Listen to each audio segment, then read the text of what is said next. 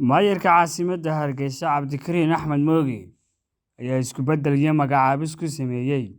guddoomiyeyaasha iyo ku-xigeenada degmooyinka caasimadda Hargeysa. Laga bilaabo maanta oo ay bishu tahay 9-ka bisha 9aad 2021, waxaan mas'uuliyiintan hoos ku xusan u magacaabay xilalka iyo mas'uuliyadaha cusub ee ku qoran magacyadooda, iyadoo la raacayo warqaddan.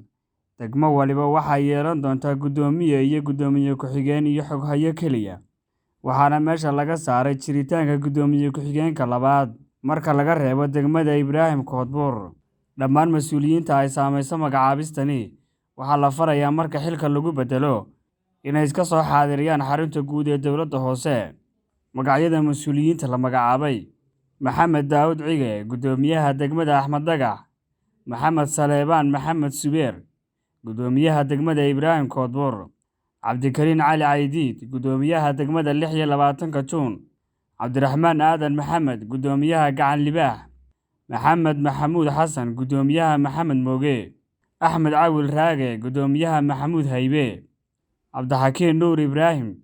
guddoomiyaha 31 May; Jamaal Caydiid Ibraahim, guddoomiye ku-xigeenka degmada Axmed Dhagax; Maxamed Iimaan Maxamed, guddoomiye ku-xigeenka koowaad Ibraahim Koodbuur; Saare Maxamed Nuur, guddoomiye ku-xigeenka labaad ee degmada Ibraahim Koodbuur; Mukhtaar Maxamed Xasan, guddoomiye ku-xigeenka 26 Juun; Cumar Axmed Aadan, guddoomiye ku-xigeenka Gacan Libaax; Nimco Cali Cumar, guddoomiye ku-xigeenka Maxamed Mooge; Aamine Sheekh Cali Cismaan, guddoomiye ku-xigeenka Maxamuud Haybe; Cabdicasiis Ismaaciil Xasan, guddoomiye ku-xigeenka 31 May;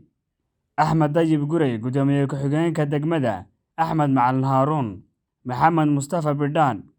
xoghayaha degmada Maxamed Mooge. Dhammaan mas'uuliyiintan magacaabay waxaan farayaa in shaqadooda u gutaan si xilkasnimo leh iyo ammaano dhowr leh, bulshadana ugu adeegaan daacadnimo. Warqaddan oo ku saxeexnaa maayarka caasimadda Hargeysa Cabdikariin Axmed Mooge ayaa soo gaadhay xafiiska warqabadka ee Ariel TV. Cabdiraxmaan Ciroole, Ariel TV, Hargeysa.